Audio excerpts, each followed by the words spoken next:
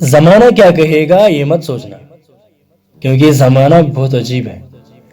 जमाना नाकामयाब लोगों का मजाक उड़ाता है और कामयाब लोगों से जलता है। मैं हूं शाह खुर्शीद और आप हमेशा मेरे साथ सुनते हैं मोहब्बतों की कहानियां।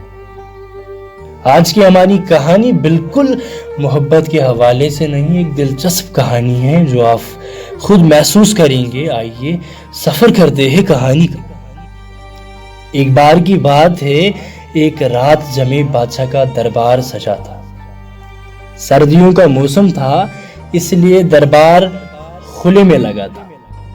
सब लोग बैठे थे, मंत्री थे, दरबारी थे, राजा के परिवार के लोग भी थे। सब लोग बैठे थे। राजा के सामने एक खूबसूरत मेज रखवाई गई थी। लोग बातों में मशगूल थे, तभी भीड़ में से आवाज आती है कि मुझे राजा साहब से मिलना है।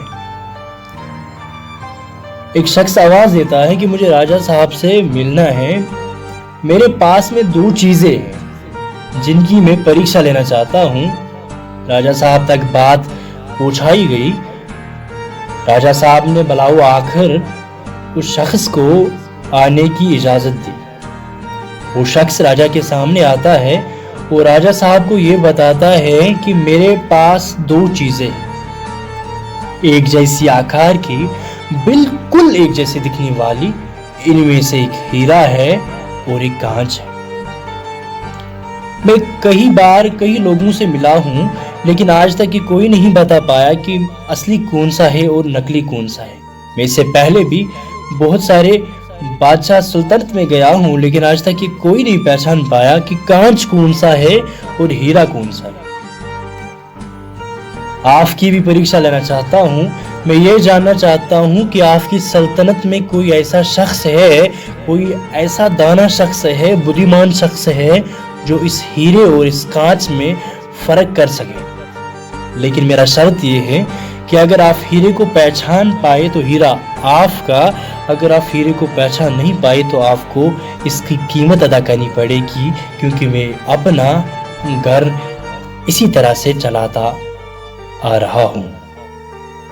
बादशाह ने बुलाओ आखिर डील डन करी। तो क्या हुआ इसके बाद ये हुआ कि बादशाह सलामत के सामने जो रखी हुई मेज थी उस पे उन दोनों चीजों को लाया गया। इनमें से एक हीरा था और एक कांच। अब परीक्षा ये थी कि पहचानना ये था कि असली कौन सा है और नकली कौन सा। राजा साहब दरबारियों और अपने मंत्रियों को कहने लगा कि एक एक करके आइए और बताइए कि असली कौन सा है और नकली कौन सा। राजा खुद भी किस्मत आजमाने लगा, लेकिन बात न बनी। कुछ लोगों ने हिम्मत की और कुछ लोग ये सोचने लगे क्या पता अगर राजा ने डील हारी, अगर राजा ने ये हारा तो इसका सारा इल्जाम हम पे आएगा। तो खौफ के मारे वो नहीं आए। तभी भीड़ में से एक अंधा बाबा आवाज देता है कि राजा साहब मुझे मौका दीजिए। राजा भी हार की वजह से परेशान था। राजा ने कहा ठीक है, इसको भी एक मौका दिया जाए, क्या पता कुछ ना हो जाए। तो उस बूढ़े बाबा को मौका मिल गया। तो वो बूढ़ा बाबा आगे आ गया। वो बूढ़ा बाबा जब आगे आ गया तो उसने 1 मिनट में फट कर ये बताया कि असली कौन सा है और नकली कौन सा। ये बता के ही जब उसने असली हीरा पहचान लिया तो दरबार का सेटिंग, मूड सब चेंज हो गया। दरबार में सब लोग खुश हो गए।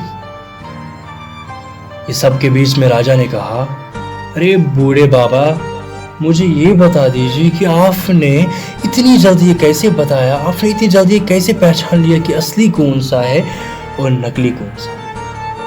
गौर कीजिए तो उस बाबा ने क्या कहा। बाबा ने ये कहा कि अरे हम धूप में बैठे हैं, जो चीज़ धूप से गर्म हो जाती है वो कांच होती है, और जो चीज़ ठंडी रहती है वो हीरा होती है।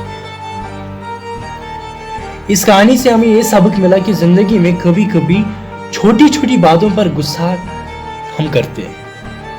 हम छोटी छोटी बातों पर हम अपनों को खोते हैं, हम अपनों को छोड़ देते हैं बिला वजह। हम सोचे समझे हम अपनों को खो बैठते।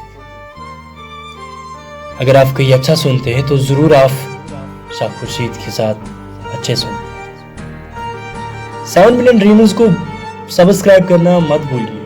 अपना साथ हमेशा मेरे साथ बढ़ाते रहिए और हमेशा इंटरेस्टिंग मोहब्बतों के हवाले से और इंटरेस्टिंग मोटिवेशनल कहानियां सुनते रहिए। तो दीजिए अब तक के लिए इजाजत।